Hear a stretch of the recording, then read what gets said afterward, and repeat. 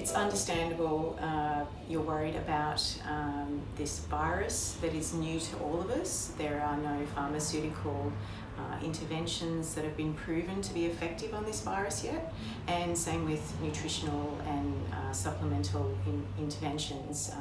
There's nothing specific for the COVID-19. But what we do know, having a background in nutritional medicine, is that there are certain things that the body can really work better with by boosting its innate immune system. And we've got a defense system inside of us that helps us protect us all the time. We're always exposed to all sorts of viruses and bacteria, and our body has this innate intelligence to be able to protect us when we give it the right information and the right support. So yeah, what I would start with is I guess there's a few pillars of health, making sure that we're not relying on only one thing, like whether it be a product, but obviously our food and what we take in and what we absorb and what we eliminate is really where the point of contact with friend or enemy is decided between a food or something harmful for our body. So if your diet is fairly, nutrient poor, meaning that there's not a lot of quality nutrients for the cells and the gut bacteria to eat, then it's going to be a good place to start, because it's something you can do and see a result within a few days, because your gut bacteria can start to change within a few days. Our cells along the lining replicate and shed every 3 days.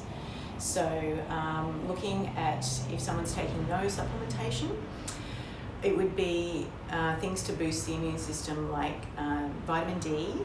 I would definitely recommend people check that with their blood to start with, so they know what their levels are already like. Yep. Now, sunlight is one of the best sources of vitamin D, but not everyone converts very well.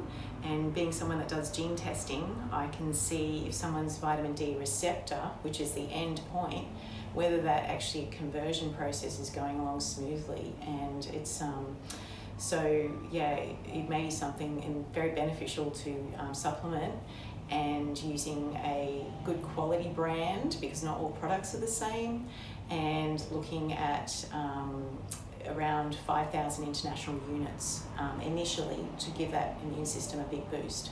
Well, vitamin D is more than just a vitamin. It's a fat-soluble vitamin, but it's also a hormone. So it impacts, and especially the vitamin D receptor, once it gets to that point, it's actually involved in turning on over about 900 different genes.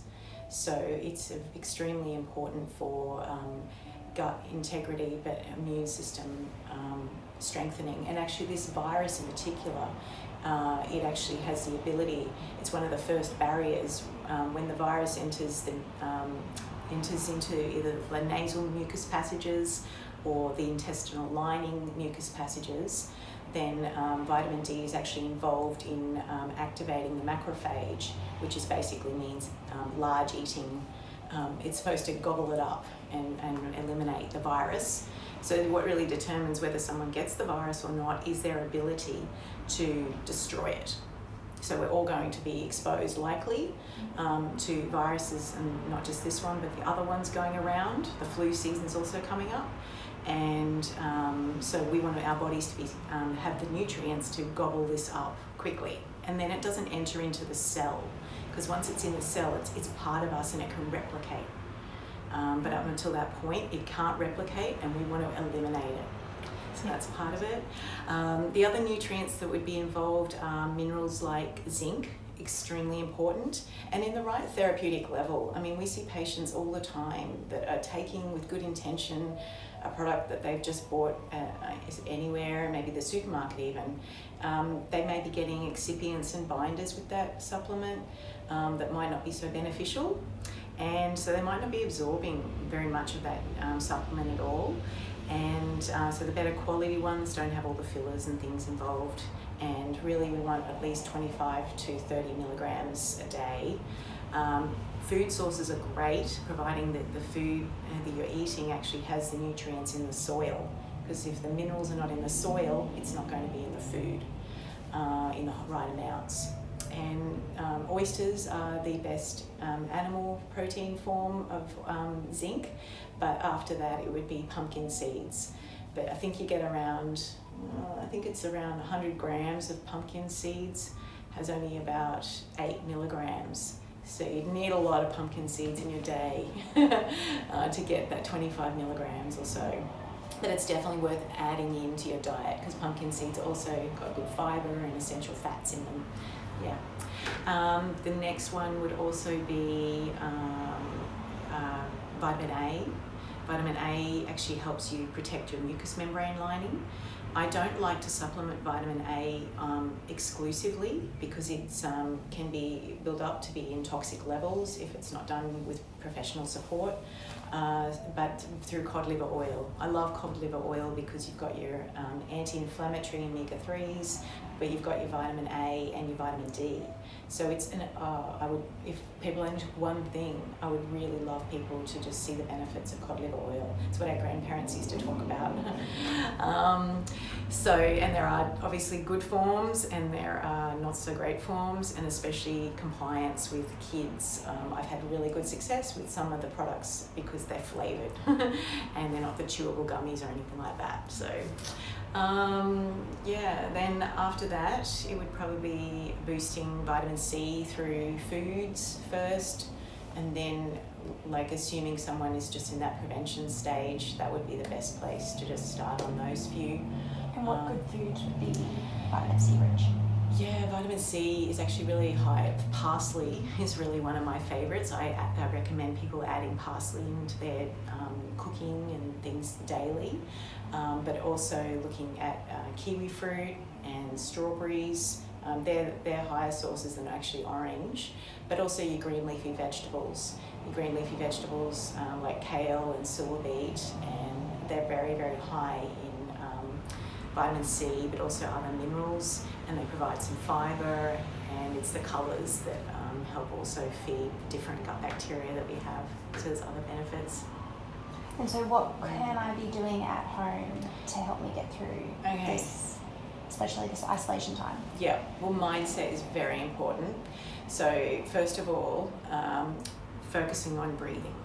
Okay, it might seem really simple, but I have to even check in with myself occasionally these days because we're in such an unusual time, and putting your hand on your belly and focusing on whether you're actually breathing into your belly at different times of the day can just bring that awareness into either deep breathing or shallow breathing.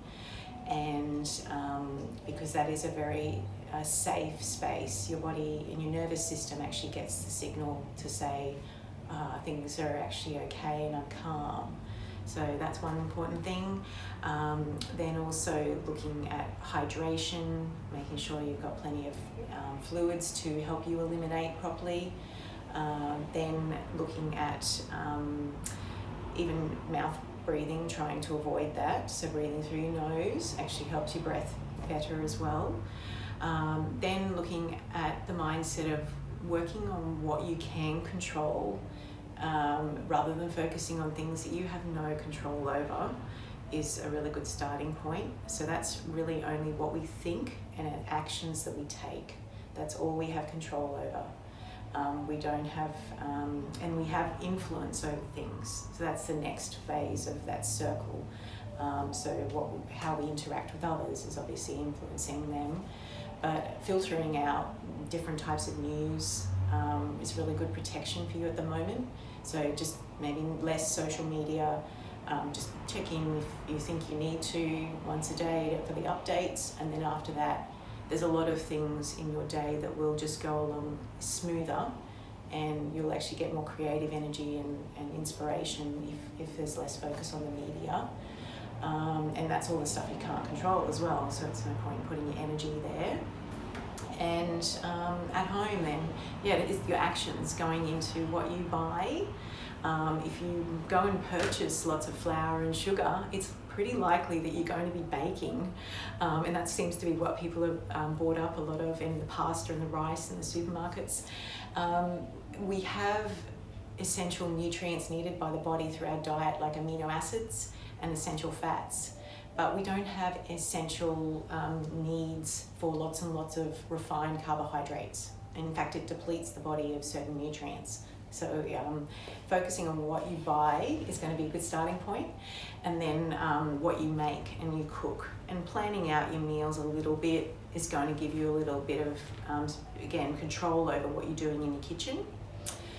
The other part that I would like to focus on is something really what I call natural fasting. So having a time at night where everyone finishes dinner and stops eating, and that's just good to look in maybe 6 o'clock, 7 o'clock at night.